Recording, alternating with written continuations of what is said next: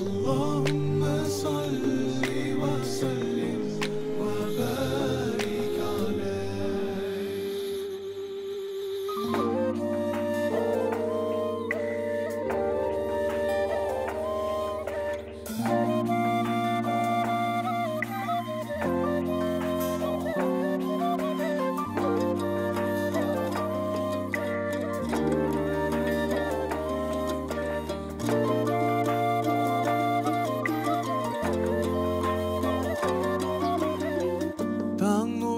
sapatında al Habib ukmuştuday uk yaşın ukkarın barına jar salam gönlümdün sultanı alamdın paygambarı uk yaşın ukkarın al ulu Muhammed senin bütbarı duaların bizge darı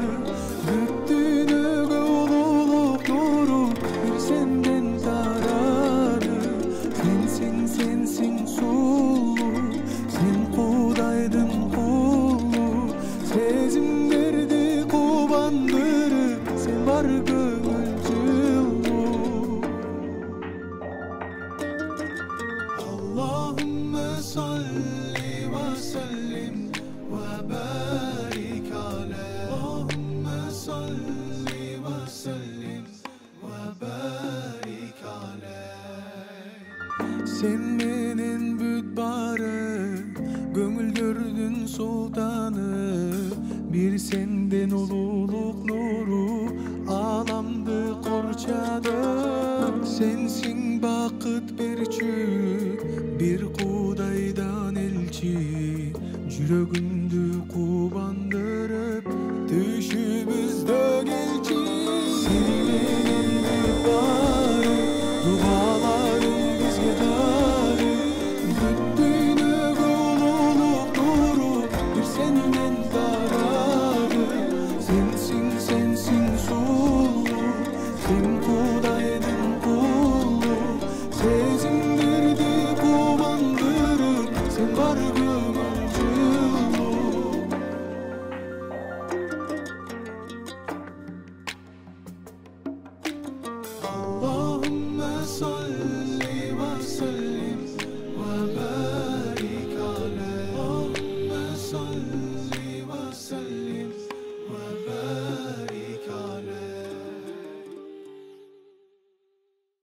Кармаган орозоңуздар кабыл болсун.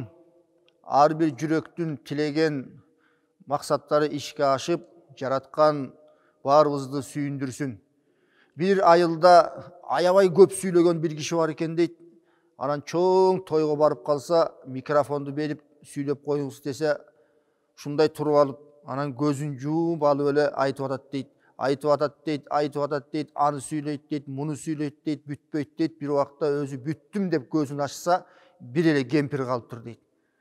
Айланайын апа, элдин баары тарап кетиптир. Менин сөзүмдү баалаган, барктаган сизге чоң рахмат десе, кемпир айтат дейт, айланайын, сөзүңө ыраазымын. Алдыгы турган төшөнчү меники эле, сен отурган. Ошону күтүп атам дейтимиш. Анын сыңарындай мен эле сүйлөй бербей, сиздер дагы бүгүн ким сүйлөйт болду экен, ким менен маектешет болду экен деп күтүп атсаңыздар керек. Анда кызыктуу маекке көңүлүңүздөрдү бурмакчыбыз. Ordo Construction Group Evergreen турак жайы. Биздин турак жай шаарыбыздын экологиялык жактан таза бөлүгүндө жайгашып, жанында эс алуу паркы, мектеп, бала бакчалар орун алган. Тосмо менен курчалган кенен коро, автоунаа токтоочу жайлар, балдар аянтчасы, барбекю зонасы, 24 саат бою видео байкоо, фитнес залы. Бизде сиздер үчүн уникалдуу сунуш бар. Evergreen турак жайы. Жашоо үчүн даяр батирлер.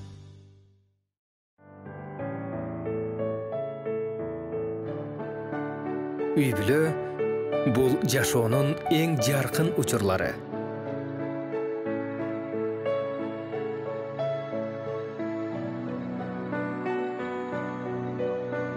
Үй бүлө бул чексиз кубаныч.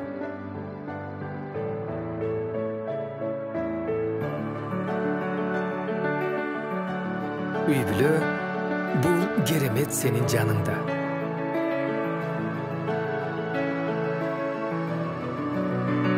үй бүлө бул дайыма сүйүү.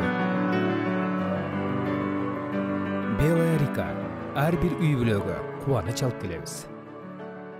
Ассалам кайрымдуулук фонду 7 жылдан бери өлкөбүздүн социалдык муктаждыктарын чечүүдө колунан келген жардамын аябай келет.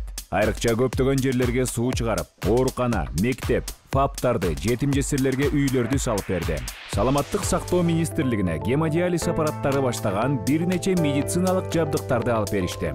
Андан сырткары бир нече мечит, медресе, көпүрөлөрдү салып берүү менен аярлуу катмарга гуманитардык жардамдарын, жөлөк пулун берип келишет. Ассалам кайрымдуулук фонду. Кайрымдуулук кайталангыс касиет. Ассалам кайрымдуулук фонду Кыргызстан мусулмандарын ыйык Рамазан айы менен куттуктайт. Апам бышырган таттууларды аябай жакшы көрчүмүн. Аны менен чогуу камар даярдап, аларга ар түрдүү калыптарды берип, кооздоп жасачубуз. Апамдын рецепттерин мен түбөлүккө издеп калдым. Эң негизгиси, мен апамдан конок күтүү маданиятын үйрөндүм. Анын жардамы менен ар бир жолугушуу мен үчүн кайталангыс болду. Рахмет чайы. Бул ар бир чыныдагы чайдын кынтыксыз түсү, дамы жана жагымдуу жути. Рахмет чайы. Көтөрүлсүн коноктордун маанайы.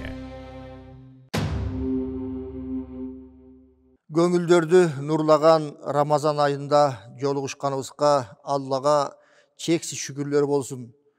Кубанычыбыздың айтабыз, шүгүрлөрдүн айтабыз. Алладан келдик, Аллага бир күн кайтабыз. Алла Таала сиздердин орозоңуздарды кабыл кылып, эки дүйнө бактылуулугун насип кылсын. Ар дайым Рамазанда жолуккандай, Рамазандан кийин дагы Кудай Таала Рамазандарга жеткирип, кадыр түндөргө жеткирип, ошондо дагы бирге болушубузду насип кылсын. Бүгүн абдан кызыктуу маек болот. Бүгүнкү менин маектешим кыргыз элинин эмес, баарына таанылуу, айтылуу инсан, Кыргызстан мусулмандарынын Аалымдар кеңешинин мүчөсү, айтылуу Кадыр Ажы Маликов. Салам алейкум. Алейкум ассалам. Орозоңуз кабыл болсун. Рахмат бирге болсун. Сиз менен кабыл болсун. ушу бир маселени элдин алдында сүйлөшүп, жеткирип, кубандырып, сүйүнтөйүн деген ой болуп атат. Бизде мындай сөздөр жүрөт эмеспи? Салттуу ислам деп коет. Салттуу ислам десе, бизде кээ бири башкача түшүнөт экен да. Салт десе баягы, бул баягы Кыргыздын салтындагы туура келбеген нерселер деле. Бул динге ылайыкташ деп коет турбайбы депчи. Негизи эле ушу салттуу ислам деген эмне, ушуну айтып берсеңиз.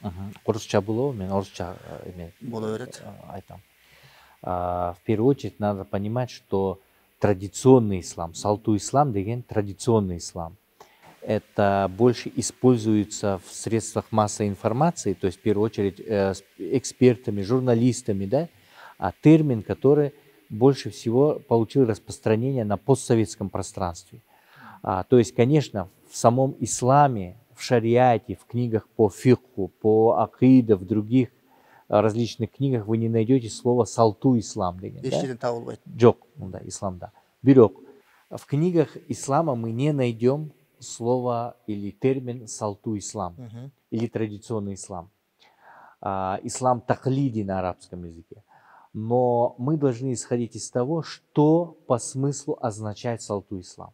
Я хочу объяснить, что сам термин, или просто как бы то, что мы называем салту ислам, он в первую очередь означает понимание, да, понимание ислама или путь понимания и практики ислама наших предков.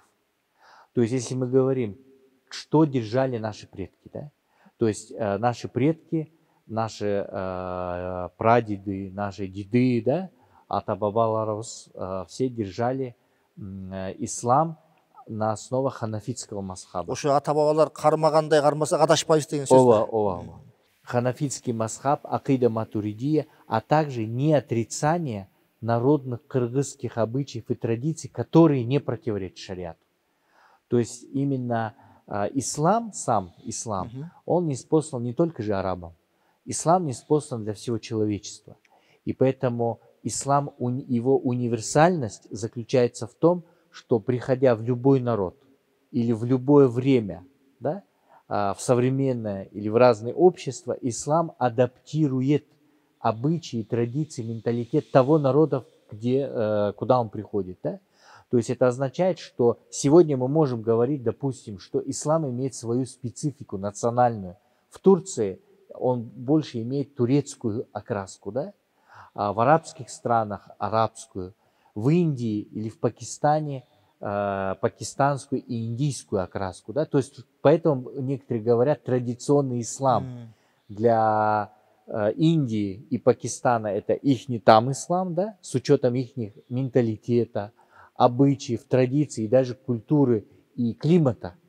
Для Кыргызстана, соответственно, ислам традиционно означает ислам, который адаптирован и который учитывает нашу национальную специфику, традиции, культуру, да?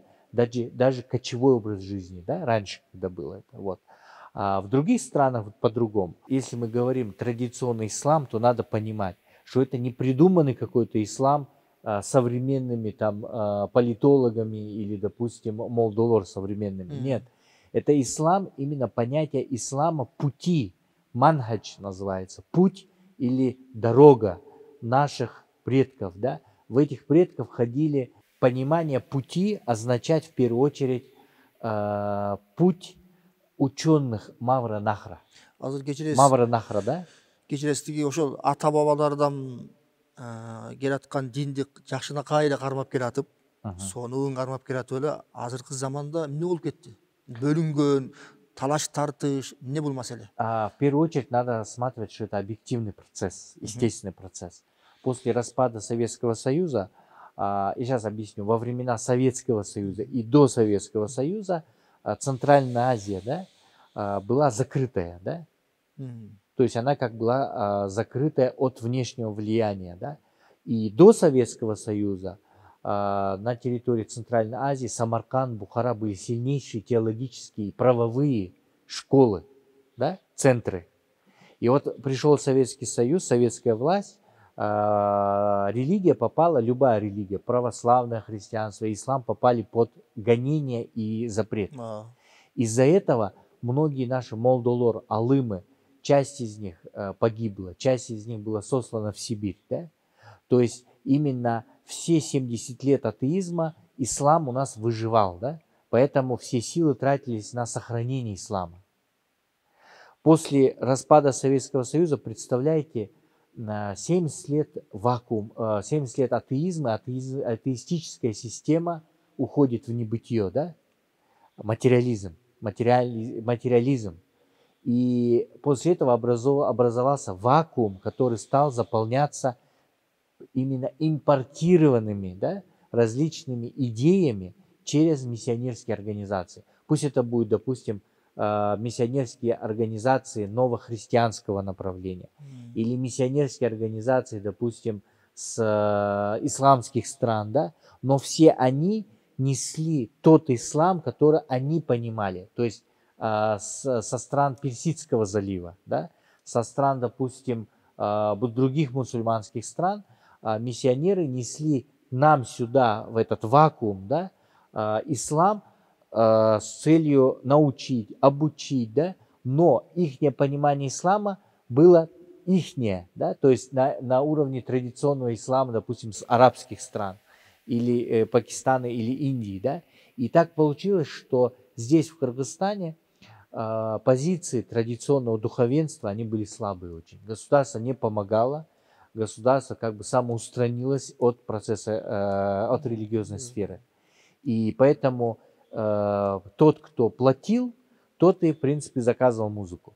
Поэтому многие миссионерские организации начали распространять свои течения, разные идеологии, которые были просто неприемлемы или были чужды для кыргызского общества, для нашего менталитета, наших обычаев, допустим, да, и это зачастую вызывало конфликт на бытовой даже почве, да, и также некоторые организации занимались не просто миссионерской деятельностью, они занимались таким агрессивным прозелитизмом, да, с целью вовлечь больше кыргызов в какие-то течения, я имею в виду, допустим, новохристианские, да, миссионерские церкви, и поэтому это вызывало, естественно, конфликт.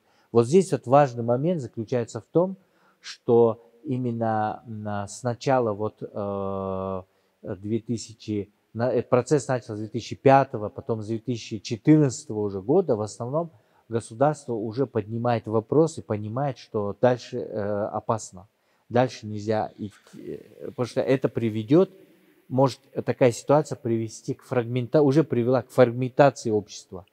То есть единая община некогда, сегодня она фрагментирована на различные джамааты.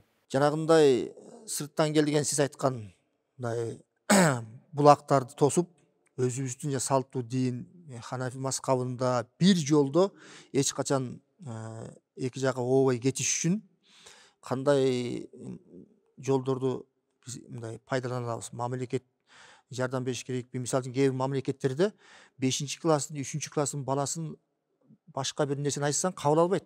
Жок, менин диним ушул, мазхабым ушул, атам ушундай айткан, апам ушундай айткан, кичинекейинен да. Бизде болсо бат эле башыңды айлантып туруп мындай ооп кеткенде болот атпайбы? Сиздин кеңешиңиз кандай? Хочу сказать, что государство обращает внимание на сферу религии в первую очередь, потому что со сферой, религиозной сферой связаны очень тонкие вопросы идеологии, информационной безопасности, духовной безопасности в первую очередь. С 2014 года была принята концепция государственной политики в религиозной сфере, и в этой концепции за всю историю, наверное, Кыргызстана, независимого Кыргызстана, и мне кажется, даже единственно у нас в Кыргызстане, во всей Центральной Азии, у нас в Кыргызстане была принята норма о том, что государство поддерживает ханафитский мазхаб и акиду матуридия, но при этом не препятствует практикам различным другим, допустим, мазхабам, да? Вот, потому что у нас есть шафииты, есть, может быть, ханбалиты, да? Но государство, как на государственной основе, поддерживает развитие традиционной теологической школы ханафитского мазхаба акида матуридия, да? Вот. Самое важное даже не мазхаб, а акида, самое главное, да? И в этом плане, конечно, мне кажется, без помощи государства, без поддержки традиционное духовенство или так называемый традиционный ислам не может конкурировать с другими импортированными идеями в Кыргызстан, потому что у нас нет столько финансовых возможностей, у нас не хватает правовых возможностей, да? Вот, поэтому государство должно понимать, что если государство не будет поддерживать традиционное духовенство, если государство не будет развивать традиционные теологические школы для Кыргызстана, да, которые являются кыргызскими чисто, не будет создавать свою теологическую школу, кыргызскую именно, да, я имею в виду вот создание, президент одобрил создание Исламской академии, да, в Кыргызстане. Если государство не будет обучать, готовить свои национальные кадры в исламе, то этим будут заниматься внешние центры управления, которые сегодня также, помимо этого, используют, мне кажется, продвижение своих идеологий или религиозных ценностей как инструмент влияния. Да? Потому что сегодня все мы прекрасно знаем, что мы живем в информационный век, век информации. И сегодня существует такое понятие, как информационные войны. И в этих информационных войнах религиозный фактор, религиозный инструмент будет всегда использоваться. Потому что сегодня идет борьба за умы молодежи. Да? Сегодня мы видим, что новое наше поколение, молодежь, она больше попадает под влияние, допустим, различных нетрадиционных религиозных течений, попадает под влияние так называемых западных ценностей, да? Попадает под влияние различных псевдо-ценностей или псевдорелигиозных ценностей. Сегодня идет борьба за умы молодежи, и мы в этой борьбе пока проигрываем. Поэтому без помощи государства, без усиления роли традиционного духовенства, традиционного ислама, именно ханафитского мазхаба, акида матуридия, понимание именно современности, да, современных технологий, сегодня мы будем проигрывать современные информационные войны. Жанагы сиз айтпадыңыз бу? Бир нерсе болсо эле биз мисалы батышты айтабыз да. Эми батышты күнөөлөбөй, балким күнөөдө өзүбүздө да бар чыгар. Изденбей, жалкоолугубуз болгон чыгар. Кандай дейсиз? Есть такое понятие зона комфорта. Мы до сих пор, Кыргызстан, находимся в так называемой зоне комфорта. То есть это касается всех сфер направлений деятельности, да? То есть мы пока что не вышли из зоны комфорта, да? Вот сейчас, во время испытания вот пандемии коронавируса, каждый наш гражданин Кыргызстана ощутил некоторую, как бы сказать, дискомфорт, да? То есть, да. И вот это вот то, что мы находимся в карантине, мы ограничены в свободе, да, передвижения, общения во всех направлениях. Мы, мусульмане, сегодня не можем читать свободно намаз в мечети, да? Мечети закрыты из-за коронавируса. Мы не можем посещать джума намазы. Мы не можем, как раньше, проводить совместные ифтары на 100 тысяч человек. Да? Вот это называется ситуация, то, что коронавирус вывел нас из зоны комфорта. Да? Для чего это нужно? Это нужно для того, чтобы мы поняли, что сегодня перед нами стоит что-то новое и необъяснимое, и какие-то существуют угрозы. Угрозы для жизни, для семьи, для наших близких, для нашего кармана, для нашего бизнеса. Что сегодня мир поменялся, да? И вот эта вот зона комфорта, она выводит государство, да? То есть вот эта ситуация, извиняюсь, ситуация выводит из зоны комфорта целое государство. То есть каждое государство сегодня само за себя. Каждое государство, оно вынуждено мобилизировать свои силы и переосмысливать, пересматривать бюджет теперь, переосмысливать вопросы безопасности, вопросы, связанные, допустим, с информационными технологиями, вопросы с простым обучением молодежи, да, с образованием, вопросы пересматривать с образованием. Да? То есть полностью мы выходим из зоны комфорта. Мы даже сейчас садака не можем собирать, как раньше. Да? Все приходится делать через интернет, допустим. Да? То есть Молдо тоже выходит из зоны комфорта.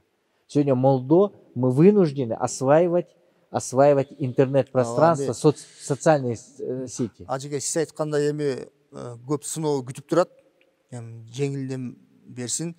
Сиз айткандай чөнтөк, бизнес жагынан кайгырбай эле кое элем. Кудай Таала Куранда бул рызкы жагынан бизге убада берген экен. Бирок тозоктун отунан коркпа деп атпайбы? Кудай Таала ошондон сактасын. Анан сиз кандай сыноо келсе да биз мусулманбыз да. Чыдаш керек да. Терпение дейбиз го. Ошо чыдамкайлыкты кандай өзүбүзгө кабыл алабыз? Элге кандай кеңеш бересиз? Ну, в первую очередь надо смотреть, что любая трудность, допустим, связанная вот с коронавирусом, надо на это смотреть как на испытание, да, от Всевышнего Аллаха Субхану ва Тааля, потому что это есть в Коране. В Коране сура Бакара, 155 аят, если я не ошибаюсь, Аллах Субхану ва Тааля говорит о том, что мы будем вас постоянно испытывать. Да? А в других сурах, допустим, сура Табарак, да, Аллах Субхану ва Тааля говорит: «Аллади халякаль маута валь хаята лияблювакум айюкум ахсану амаля». Он тот, который создал смерть и жизнь для того, чтобы испытать вас, кто из вас будет лучше деяниями. Да? То есть Аллах Та'аля говорит о том, что испытания являются обязательным условием в этой жизни. И испытания проходят все. И пророки, наш пророк, саллаллаху алейхи салям, Мухаммад, саллаллаху алейхи салям, он голодал, он столкнулся с голодом, он столкнулся где-то с бедностью, он столкнулся с потерей своих близких, родственников, матери, отца, всех, дедушки. То есть мы сталкиваемся с испытаниями. И в этих испытаниях самое главное, как мусульманин должен пройти. Да. Самое главное — это собр. Сабр. Сабр, когда мы делаем, то есть это терпение. Терпение, некоторые говорят, терпение это удел униженных деген. Жоқ. Терпение это в исламском понятии сабр, терпение деген, да, переводится как именно проявление довольства Аллахом, который Он дал испытания. То есть Аллах Таала дает испытания, вы должны проявлять довольство и подчинение, да. И лучшее иманом, да, является, когда человек проявляет благодарность, даже в испытании. Ажеке, мен дағы башқаша сұрау берейін. Азыр эми орозодо эмне кылышыбыз керек? Сиздин дагы сизди сүйгөн, сизди карап түздөнгөн инсандар бар дегендей. Кеңешиңизди уксак. Во время орозо, мне кажется, в большей степени надо, как и все верующие, вспоминать больше Аллах Субхану ва Тааля, читать Коран, делать ибадат.